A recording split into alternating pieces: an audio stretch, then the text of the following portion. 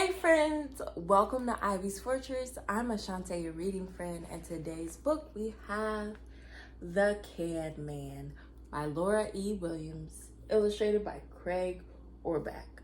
Now, this is a good, hearty read, which has a lot of words and a good story or dialogue, as people like to say. So, buckle in, sit for a while, get comfortable, because this one is a little bit longer than our books. Our normal books that we do, our other books, not normal, other books that we do here at Ivy's Fortress. But as always, before we get started, we're going to sing our welcome song. So get your friends' fingers ready. All right? And 1, 2, 3, go. Hey there, friends. Hey there, friends.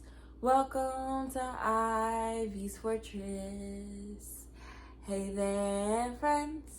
Hey there, friends. Welcome to Ivy's Fortress.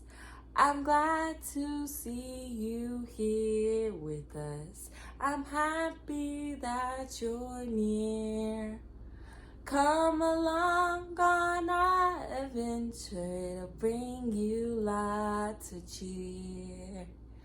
Hey there, friends. Hey there, friends. Welcome to Ivy's Fortress. Hey there, friends. Hey there, friends. Welcome to Ivy's Fortress.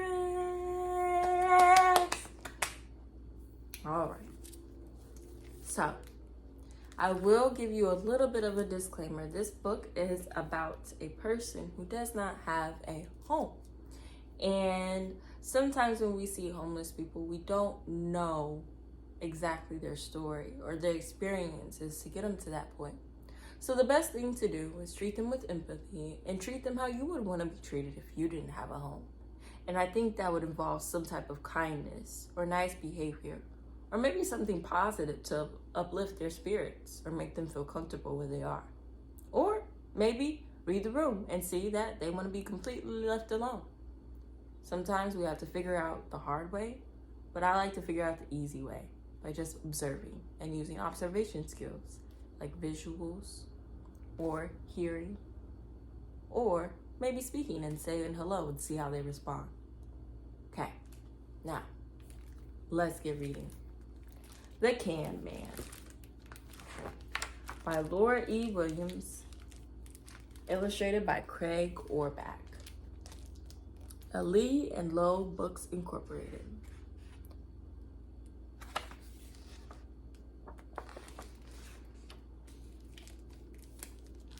The homeless man slowly pushed his battered shopping cart down the sidewalk. At the corner trash barrel, he stopped and poked through the garbage with a long stick. He leaned into the barrel and dug out an empty soft drink can, which he dropped into his cart.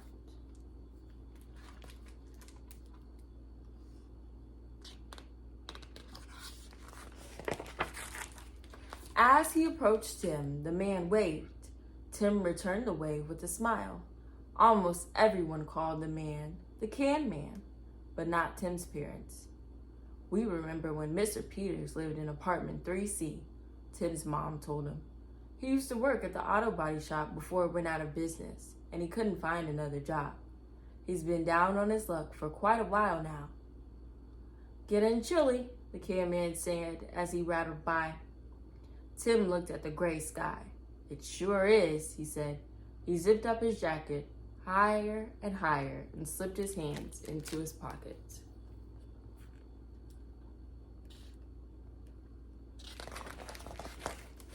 A few minutes later, Mike whizzed up on his skateboard, his cheeks red from the cold.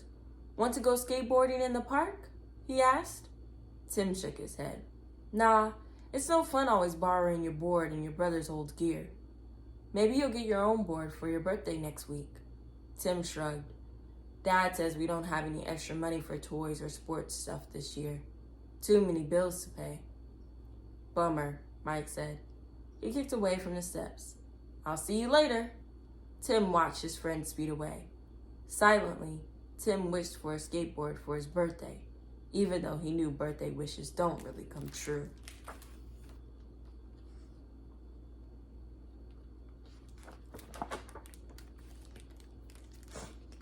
Tim knew exactly which board he wanted. He had been eyeing it at Overtime Sports for months, and now it was going on sale. But even at the reduced price, and with the money Tim had saved from his allowance, the board was still too expensive. I need a job, Tim thought glumly, so I can earn money to buy the skateboard. Down the street, the can man threw 2 more cans into his car. The empties hit the growing pile, clinking like coins in Tim's little sister's piggy bank. The sound gave Tim an idea.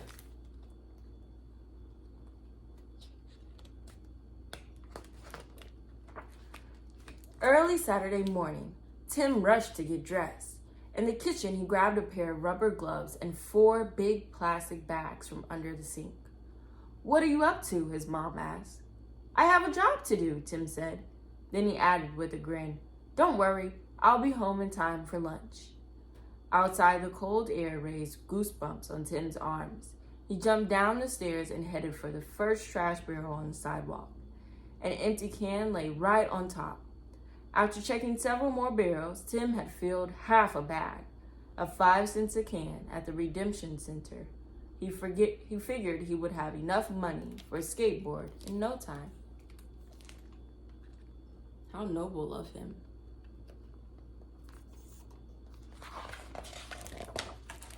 A few blocks from the park, Tim stopped in to see Jamal at Booness Bakery. "Do you have any empty soft drink cans?" Tim asked. "I usually save them for the can man," Jamal said. "He needs them." "I need them too. I'm going to use the money to buy myself a skateboard for my birthday," Tim told Jamal. "I'll even work to earn the cans." "Well," Jamal hesitated for a few moments. "Maybe this one time. I do have some crates you can carry to the back room." "It's a deal," Tim replied.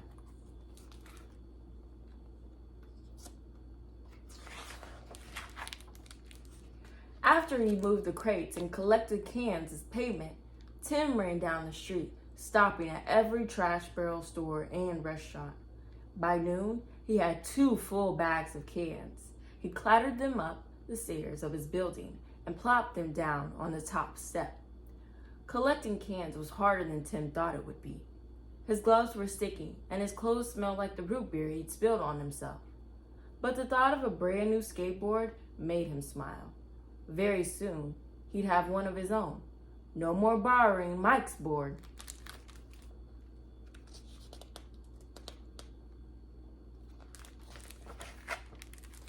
"What do you have there?" Tim's mom asked when he dragged the bags into the kitchen. "They're full of cans for recycling. I'm earning more money for a skateboard." "Doesn't Mr. Peters usually collect the cans around here?" his mom asked. Tim nodded uneasily. "Yeah, but I'm only going to take them until my birthday." "Well, you can't keep them in here," his mom said. "Take them to the basement and then wash up for lunch." Tim knew it was no use arguing, so he bumped the bags downstairs to the basement. They crackled and clanked with every step. His little sister's watching with so much curiosity. Sunday after church, Tim hurried from one stinky trash barrel to the next, collecting empty cans. For the rest of the week, he had to wait until after school. Tim knew the can man always took the same route, so he started in the opposite direction. That way, he got some of the trash barrels before the can man did. On Saturday, Tim awoke to icy drizzle squiggling down his window. With a groan, he dragged himself out of his warm bed and into the kitchen. Tim's dad patted him on the shoulder. "Sorry, Tim," he said. "It looks like you have to stay indoors today." "But this is my last chance to collect cans," Tim protested. "I can't let a little rain stop me." His dad looked out the window. "Okay, but don't stay outside too long." Such a dad response. On the sidewalk, Tim poked through a few trash barrels. The rain made the garbage smell even worse than usual, and there wasn't a single can to be found. Keeping his face down to shield it from the cold rain, Tim ran toward the next trash barrel. Thwomp. Tim jerked up his head. "Oh, sorry," he exclaimed. "You okay, kid?" the can man asked. Yeah, sure. Tim looked into the cart. All he saw was an old bucket of paint and a few empty soft drink cans. The rain pinned on them hollowly.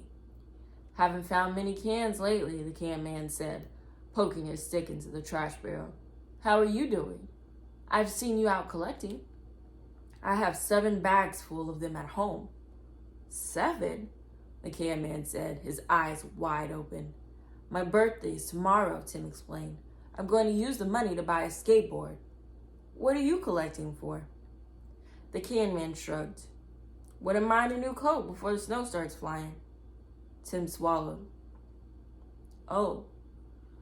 Well, kid, see you around. The can man pushed his cart down the sidewalk, his ripped jacket flapping open with every step.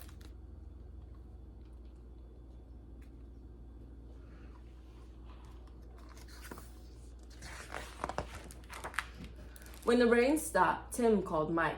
Then Tim dragged his bags of cans from the basement to the front of his building. He sat on the steps to wait. Mike rolled up on his skateboard. Looks like you'll have enough for a board once you turn in these cans, he said. Tim nodded. I guess so. The boys looked up as the clatter of the can man's cart came toward them. The can man stopped at the bottom of the stairs. You need help with your bags? Okay, Tim said. They loaded the bags into the cart, and the can man pushed it while Tim and Mike kept the pile from toppling over. Sophie? No. It's not your bowl. At the Redemption Center, it took a long time for Tim and Mike to push all the cans into the machine. Tim collecting his coins in a paper bag he had brought along. By the time the boys were done depositing the cans, the can man had left. Tim looked outside. Small flakes of snow were sprinkling down from the sky, lightly dusting the parking lot. He shook the bag that held his money. The coins rattled like a cart, full of empty cans. Suddenly, Tim headed outside. Hey, where are you going? Mike called after him.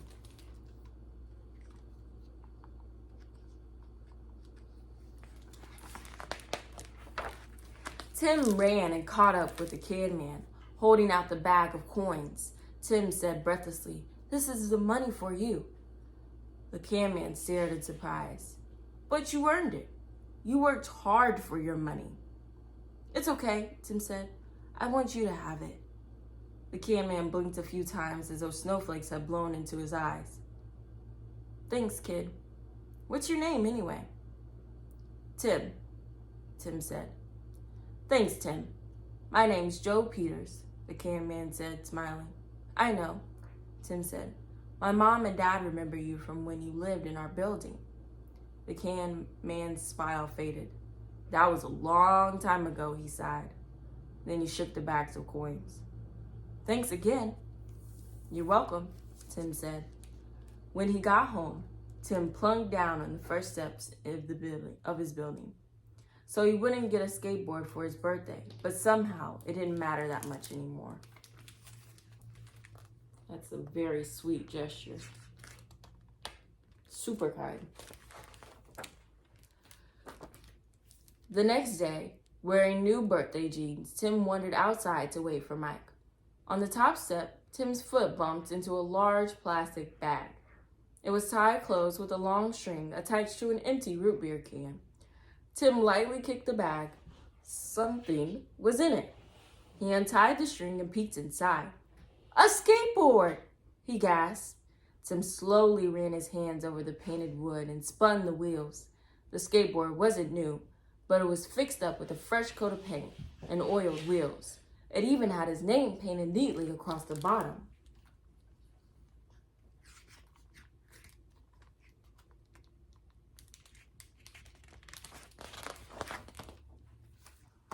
Just then, Tim heard the rattle of the can man's cart. As he approached, the can man looked up and waved. Happy birthday, Tim, he called. Grinning, Tim waved back with his new skateboard. Thanks, Mr. Peters. Thanks a lot.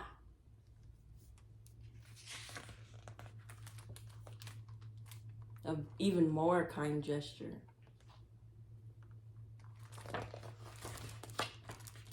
And Tim and Mike are skating along the streets in their new and improved skateboards.